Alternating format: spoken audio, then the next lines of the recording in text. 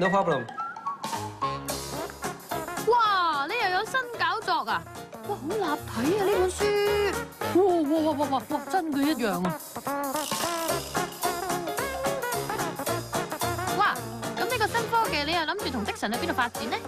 做我呢行咧，即係我哋叫做新媒體呢行咧，其實上海都好多公司接手呢啲嘢，尤其是啲外國公司都喺上海嘅。咁所以我哋如果係喺國內咧，就揀一個落點啦嚇，我哋叫做落點。咁我哋都揀上海先嘅。其實我好多啲朋友或者我啲同事咧都喺上海嘅。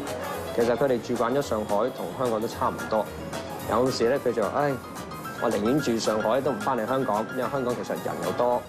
啲嘢都貴少少嘅，其實咁佢哋都寧願留去上海嘅。咁我睇翻based on呢啲嘅元素，我覺得上海唔會話佔領香港嘅地位，但係我覺得都係當你一個人習慣咗去上海咧，其實上海係一個好好嘅城市。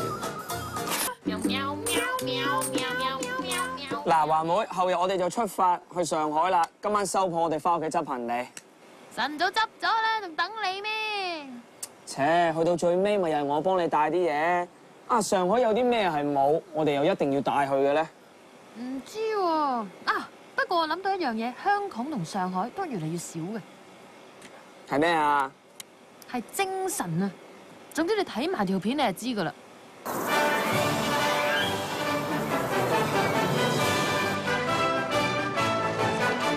我哋3個古仔咧，主要係講雷鋒見到人哋有需要嘅時候，跟住佢就第一時間去幫助佢哋啦。咁主要有工人啦、婆婆啦同埋小朋友嘅。咁因為我哋嘅 target audience 咧都係普羅大眾，所以咧我哋就想主角都會係一啲唔同嘅人飾演啦，等大家睇嘅時候有共鳴咯。而家中國已經變成咗一個功利嘅社會，人與人之間變得好冷漠。咁我哋就揾咗雷鋒作為我哋呢條動畫嘅重點人物主角。咁因為佢係一個行俠仗義啦、熱心助人同埋有無私嘅精神，咁佢可以帶出到我哋動畫嘅訊息咯。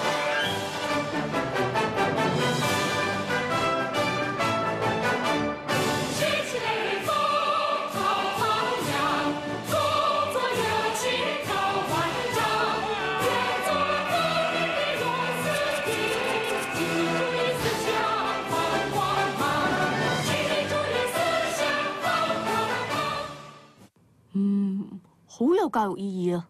不過我都唔知雷鋒係乜水，海報我就識。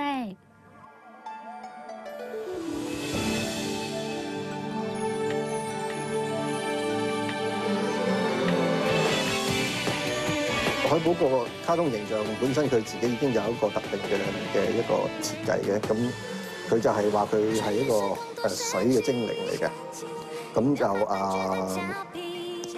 經過呢個日月精華之後咧，呢個精靈就喺呢個叫彩虹城嘅地方咁出現，咁就係俾呢個彩虹城入邊其中一個家庭一啲小朋友咧就發現咗，你就帶翻屋企咁樣，咁做咗朋友，咁啊由一個完全咩都唔識唔了解嘅一個小精靈，慢慢就同其他朋友熟絡咗咧，咁用佢自己本身嘅一啲超能力嚟到又幫大家解決問題，譬如話去幫助人啦，咁大約係咁樣嘅。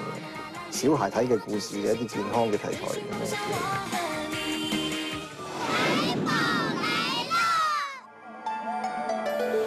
發哥就在整個製作來講的話，我們覺得他所參與的是我們認為最重要的一個關鍵部分，就是編劇的部分。因為最主要除了編劇，還有整個的企劃，它都是跟整個世博局那邊最主要的一個溝通的一個橋梁。那我們這邊很多訊息是由 Park 那邊提供給我們，然後包括這個角色，他應該是怎樣的個性，尤其是海寶應該是怎樣的個性，角色造型的部分，他也提供了很多意見。幫我們做動畫片，可能是我們在這邊也做了很多國產片，做久了其實從某一種角度會比較匠氣，或者是說有一些想法會比較局限。然後因為他所接觸的跟國際比較有一點接軌嘛，在我們的認知裡面，所以說他會提供一些。如果是國際的不同的角度來去看這個海寶是什麼的一個想法，他常常會提供一些意見給我們。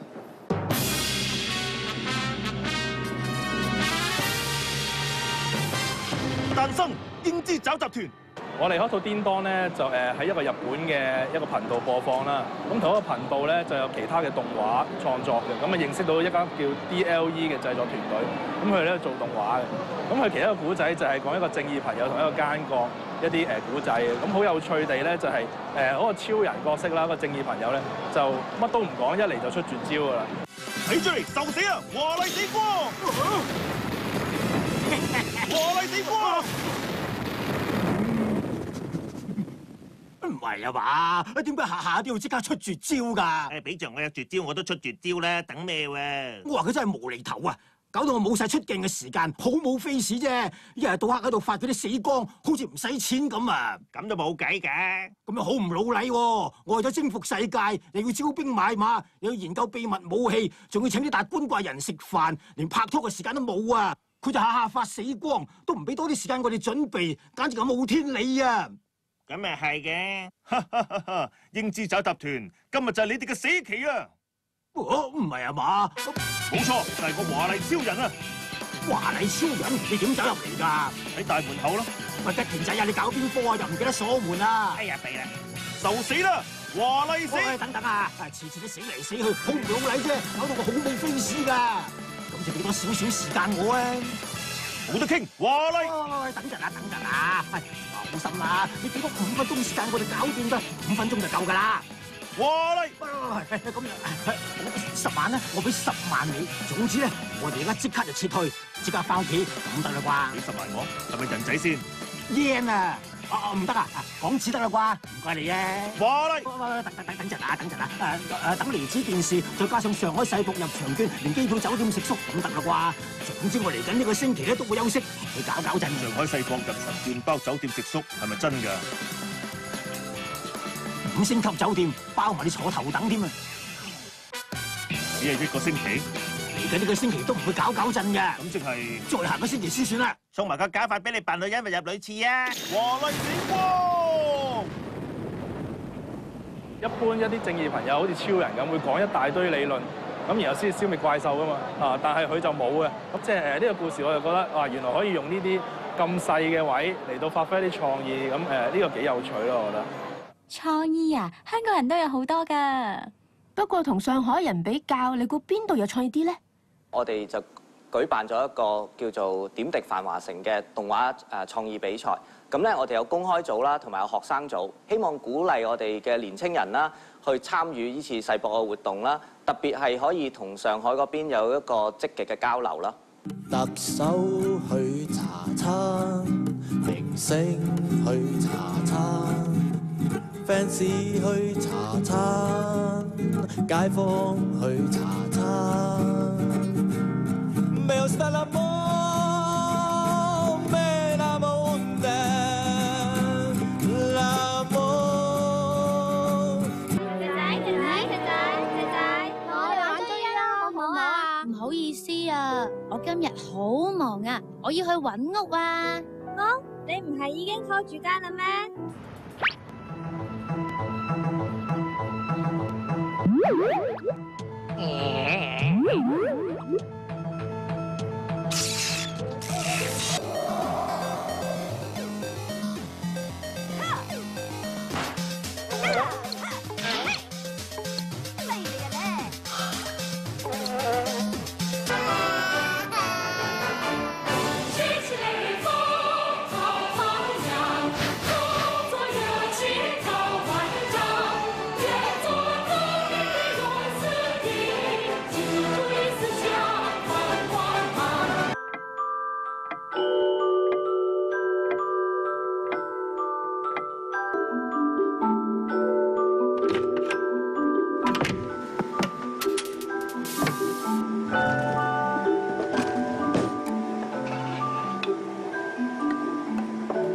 香港啊，历来其实在很多的这个创意啊、这个角色啊，尤其在故事的这个改编啊这个方面都非常有特点。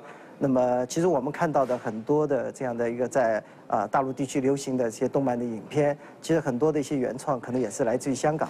這樣的話呢，我想兩地未來的交流跟合作的機會就會更加廣闊。點解而家啲人咁中意將香港同上海嚟比嘅？因為兩個城市嘅歷史背景有啲相似咧。咁你覺得香港人定上海人叻啲啊？人比人啊，比死人嘅。啱聽啊！